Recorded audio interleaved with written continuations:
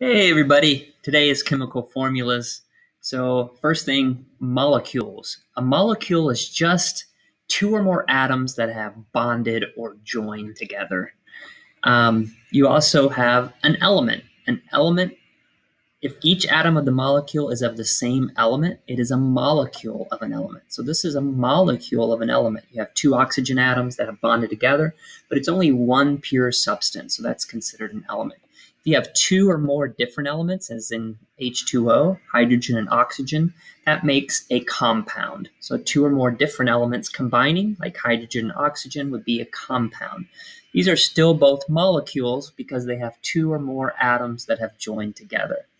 We're going to look at analyzing chemical formulas. So we have an element symbol, which is in blue, and that's going to tell us the element. Every time you see a new capital letter in a chemical formula, that is a new element.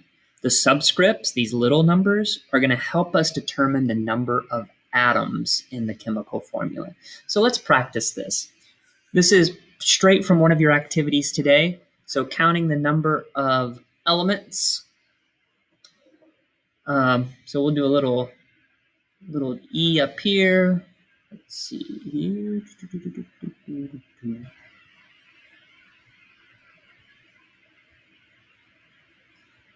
We'll do an E for elements, and then we'll do A for atoms. So when they ask for elements, all they're really looking for is how many different capital letters do you see? So in this case, we have and you can always refer to your periodic table if you're not sure. So if it has its own individual box on the periodic table, that's letting you know that it's its own element. So you got capital N, lowercase a, that's sodium, and then you got capital C, lowercase l. Those are two different elements. Now, when there is no subscript next to the element, it is an understood one. So this is one atom of sodium. So we would do one atom, Na equals 1, and then this is one atom of the element chlorine. So that's how that works. On the next one, we have a little subscript 2 here, and I'm going to adjust this real quick because it doesn't make a whole lot of sense. Here we go. Okay. So on this next one, we have NaCl2.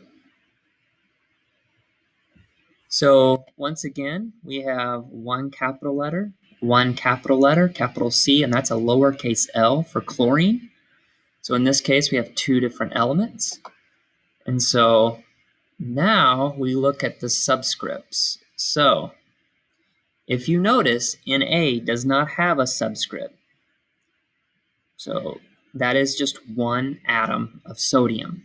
But this little subscript 2 goes with the chlorine. So that means there are two atoms of chlorine in this case. If you're asked for total, total just means to add all these up. So that's how that works.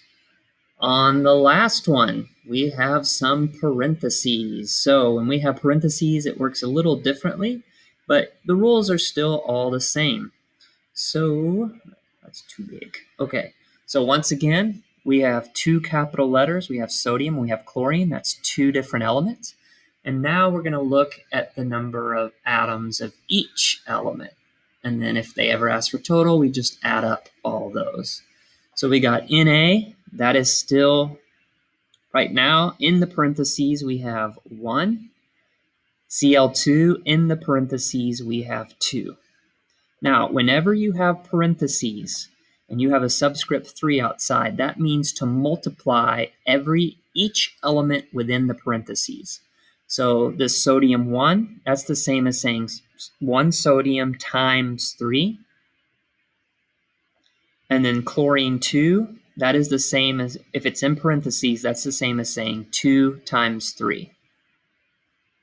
So in this case, we have 3 atoms of sodium and 6 atoms of chlorine. So this is how you count the number of atoms of each element in a chemical formula, using subscripts, no subscripts, and specifically parentheses.